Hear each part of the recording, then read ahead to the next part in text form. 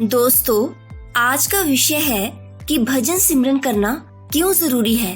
एक बार बाबा सावन सिंह जी से एक सत्संगी ने पूछा कि हजूर, आप अपने सत्संग में भजन सिमरन पर ही इतना जोर क्यों देते हैं, जबकि आप अच्छी तरह से जानते हैं कि हमसे भजन सिमरन नहीं होता।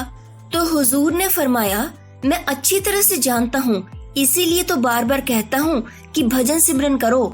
इसी जन्म में कम से कम आंखों तक सिमटाव तो करो, ताकि अंत समय तुम्हें ले जाने में मुझे खुशी महसूस हो। अंत समय जो सिमटाव की तकलीफ जीव को होती है वह असहनीय है और संतों से अपने जीव की वह तकलीफ देखी नहीं जाती। मैं नहीं चाहता कि आप लोग ऐसी तकलीफ में चोला छोड़ें, इसलिए जितना ज्यादा हो सके सेवा के साथ साथ अभ्यास में जरूर वक्त दें। अक्सर अंत समय में सतगुरु अपने शिष्य का शब्द खोल देता है, पर सिमटाव की वे असहनीय दर्द सहन करनी ही पड़ती है।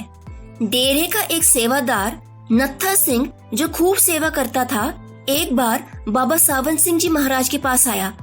वह बोला, हजूर, मेरा दिल कर रहा है कि मैं कुछ दिनों के लिए अपने घर जाऊं। हजूर ने मना कर दिया कि अभी नहीं जाना। इस तरह से 3 दिन हो गए। संतों की हर बात में कोई राज होता है। चौथे दिन वह चोला छोड़ने लगा। उसे इतनी तकलीफ हुई कि उसका पूरा शरीर कांपने लगा और मुंह पीला पड़ गया। उसने पास खड़े एक सत्संगी को कहा कि हजूर से कहो कि मुझसे ये तकलीफ सहन नहीं होती, कुछ दया मेहर करो। उस सत्संगी ने हजूर को जब ये बात बताई तो हजूर ने कहा, तकलीफ सहन नहीं होती तो उसको क्या काल के मुंह में दे दूं? ठीक है, तुम जाओ।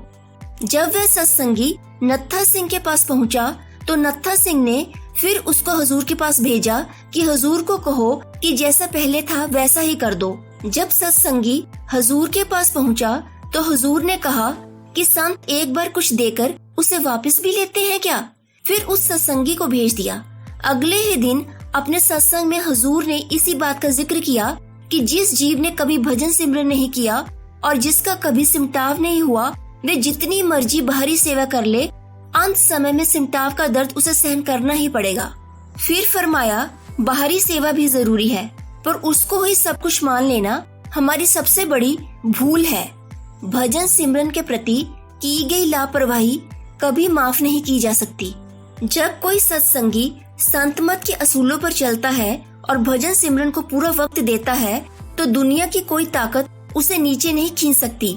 अगर वह ध्यान एकाग्र करने में कामयाब नहीं हुआ और उसने अंतर में ज्यादा तरक्की भी नहीं की, तब भी कोई उसे नीचे नहीं खींच सकता, बशर्ते कि उसने अपनी तरफ से भजन सिमरन के लिए पूरी कोशिश की हो।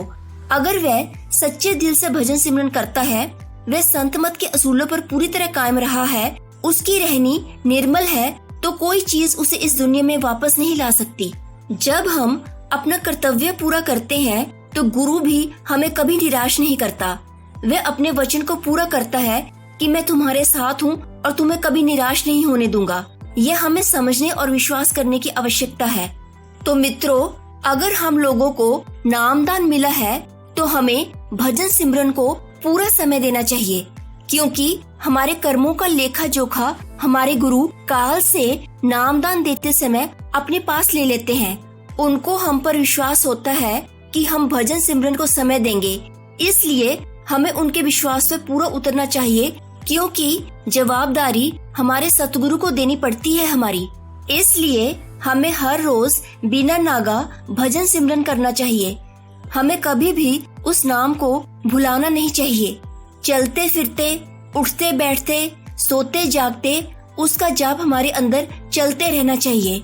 हमें इस बात पर अमल करना है कि ज्यादा से ज्यादा भजन सिमरन करें और अपने गुरु जी के हुक्म की पालना करें और मनुष्य जीवन का लाभ उठाएं।